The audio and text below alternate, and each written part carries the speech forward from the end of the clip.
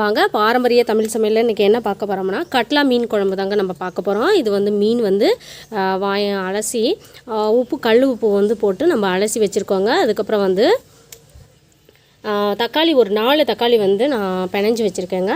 தேங்காய் வந்து அரைச்சி வச்சுருக்கேன். அதுக்கப்புறம் வந்து வெங்காயம் அதுக்கப்புறம் வந்து பச்சை மிளகாய் வந்து ஒரு 3 இது நம்ம வந்து எடுத்து வச்சுக்கணுங்க. அதுக்கப்புறம் வந்து இன்றைக்கி வந்து நம்ம மாங்காய் போட்டு தாங்க நம்ம வந்து மீன் குழம்பு வந்து வைக்க போகிறோம். நல்ல டேஸ்ட்டாக இருக்குங்க. அதுக்காக தான் மல்லித்தூளில் வந்து சோம்பு ஜீரகம் இதெல்லாம் வந்து நான் எல்லாமே அரைச்சி வச்சுருக்கேன். சேர்த்து தாங்க இதை வந்து மஞ்சள் பொடி இது எல்லாமே வந்து சேர்த்து அரைச்சி தாங்க நான் மல்லித்தூள் தனியாக வச்சுருக்கேன். மிளகாத்தூள் வந்து அதுக்கப்புறம் வந்து புளி கரைசல் தண்ணிங்க, எண்ணெய் வந்து தாளிக்கிறதுக்கு. இது எல்லாத்தையும் நம்ம வந்து தாளித்து விட்டுறலாங்க. தாளிச்சதுக்கப்புறம் நம்ம வந்து பார்க்கலாங்க. வாங்க, காஞ்சிருச்சு. எண்ணெய் ஊற்றிக்கலாம். நல்லா எண்ணெய் ஊற்றிக்கலாம்.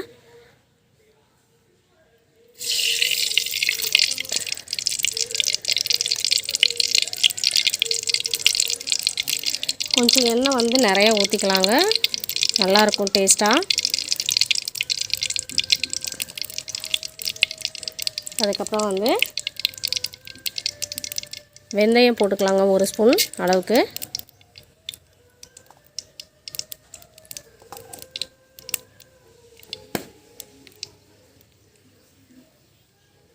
கொஞ்சம் ப்ரௌன் ஆகட்டும்.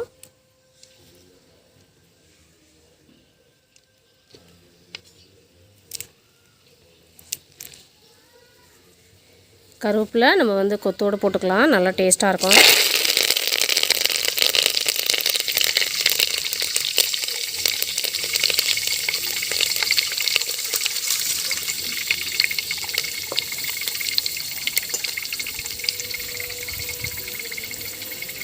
இப்போது வெங்காயம் போட்டுக்கலாங்க.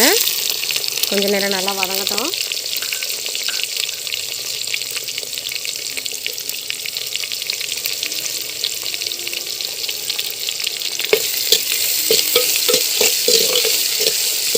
மீன் குழம்பு மண்பானையில் வச்சா நல்லா டேஸ்ட்டாக இருக்குங்க. அதுக்காக தான் நான் வைக்கிறேன்.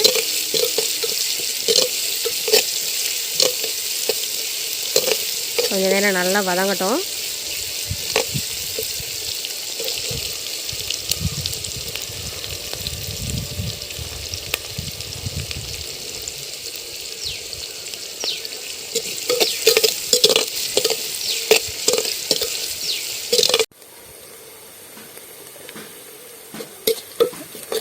வாங்க, வதங்கிடுச்சு.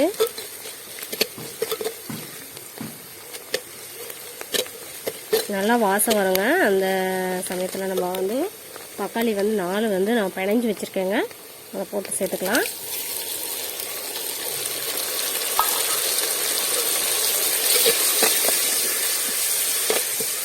நல்லா வேகட்டும். நல்லா வதங்கினதுக்கப்புறம் நம்ம வந்து கொஞ்சம் நேரம் நல்லா வதங்கட்டும்.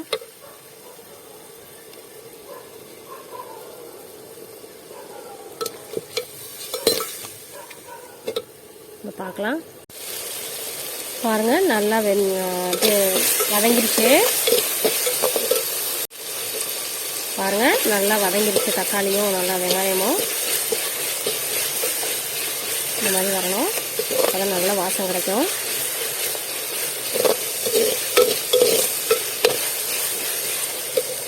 இதில் நம்ம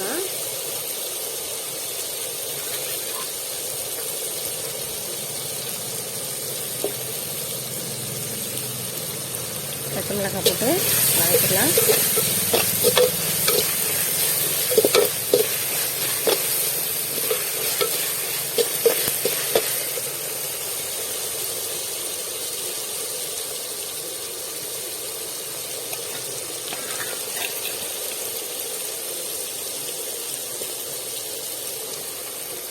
இந்த ஸ்டேஜில் நம்ம வந்து மிளகாத்தூள் போட்டுக்கலாங்க. மிளகாத்தூள் நிறையா சேர்த்துக்கலாம்.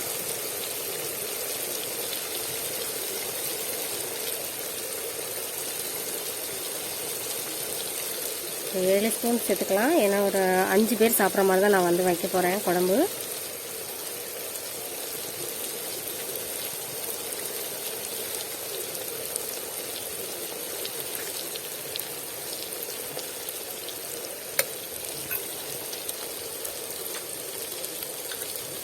இப்போ மல்லிப்பொடி வந்து சேர்த்துக்கலாம்.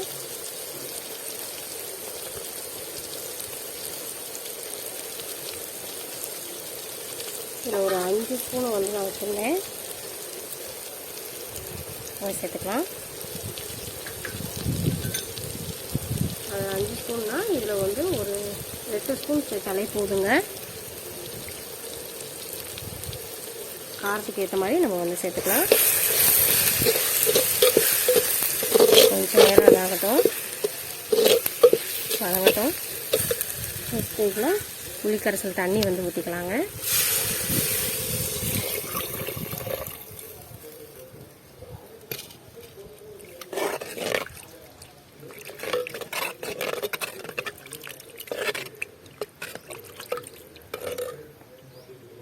இப்போ கல் உப்பு சேர்த்துக்கலாங்க. தேவையானது எவ்வளோ தேவையோ அந்த அளவுக்கு நீங்கள் சேர்த்துக்கோங்க. நான் ஒரு 3 ஸ்பூன் சேர்த்துருக்கேன். மஞ்சள் பொடி கொஞ்சம் சேர்த்துக்கலாம்.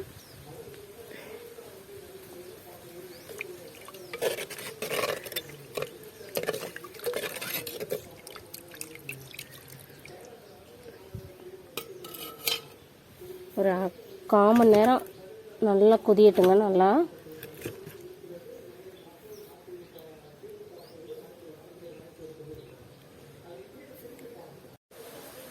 இந்த சமயத்தில் நம்ம வந்து தேங்காய் அரைச்சி வச்சுருக்கோம், அதை வந்து சேர்த்துக்கலாம்.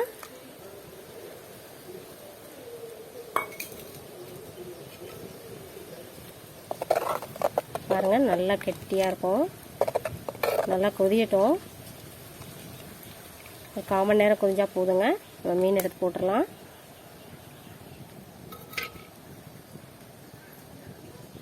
மாங்காய் இப்போ தனியும் போட தேவையில்ல, ஏன்னா ரொம்ப கரைஞ்சிரும், ரொம்ப புளிப்பு தன்மையாயிடும். மீன் போடையிலே போட்டோன்னா கொஞ்சம் கரெக்டாக வந்துடும். மீன் வேகிறதுக்கும் மாங்காய் வேகிறதுக்கும் கரெக்டாக இருக்குங்க. அந்த ஸ்டேஜில் போட்டுக்கலாம். வாங்க, நல்லா கொதிஞ்சிருச்சு பாருங்கள். இந்த சமயத்தில் நம்ம வந்து மீன் போட்டுக்கலாம்.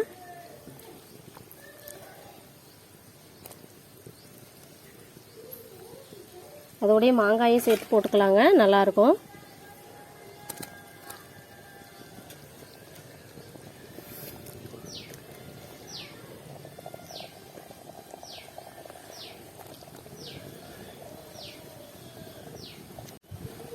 எல்லாம் போட்டாச்சு. இப்போ வந்து 10 நிமிஷம் நல்லா நாங்கள் மூடி வச்சு நம்ம வேக வச்சிடலாம்.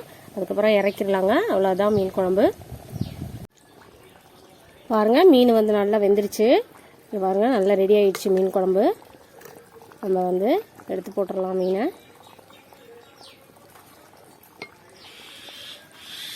மாங்காயும் நல்லா வெந்துருச்சுங்க.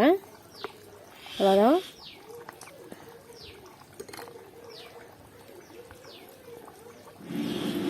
எடுத்துடலாம். பாருங்கள், மீன் குழம்பு வந்து ரெடி ஆகிடுச்சு. எடுத்து வச்சாச்சு. நல்லா டேஸ்ட்டாக இருக்கும்.